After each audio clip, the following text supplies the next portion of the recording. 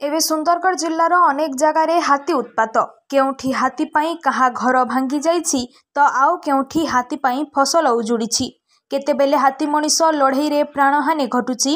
जेमिति कि किछि दिन तले जड़े महिला केन्दुपत्र तोलिबाकु जाई दंता हाथीर आक्रमण रे मृत्युवरण करथिले। देखिबाकु गले एमिति अनेक धनजीवन नष्ट हेउछि आउ घौड़ाइबाकु नाकेदम वन विभाग जंगल छाड़ी जनबसती मुहा हाथीफल आउ एथिपाई एही आधुनिक समाज दायी।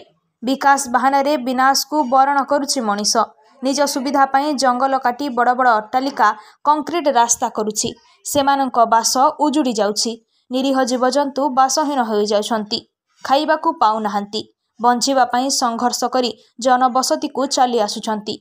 आउ तांको सामनारे जहा घटुछि ताहा एबे आपणमानंक सामनारे। ए सबु आरोप प्रत्यारोप भितरे आमे निजर ओ हाथीर सुरक्षा केमिति करिबा से विषय रे चिंता करिबा आवश्यक। वन विभाग एथिप्रति तुरंत पदक्षेप नेबा जरूरी, नहेले आगकू परिस्थिति आहुरी भयंकर हेब। आ सेमिति ठीक आज अगस्ट 23 तारिख शनिवार पूर्वाह्न 10:45 समय पाखापाखि गोठखंडिया दंता जनबसती रे पहुंची लोकंक घर पछपटे ठिया होई घर भांगिबा उद्यम करुथबा जणा पड़िछि। एही घटना बड़गां फॉरेस्ट रेंज अंतर्गत दांड जमीरारे घटिछि।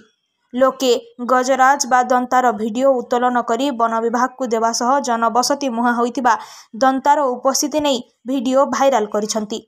अपरपक्षे वन विभाग मुख्यतः सुंदरगढ़ डीएफओ निकट को यही सूचना पहुंचीबा परे स्थानीय फॉरेस्टर को हाथीर गतिविधि उपरे तीक्ष्ण नजर रखिबा नै निर्देश मिलिथिबा सूचना मिलिछि।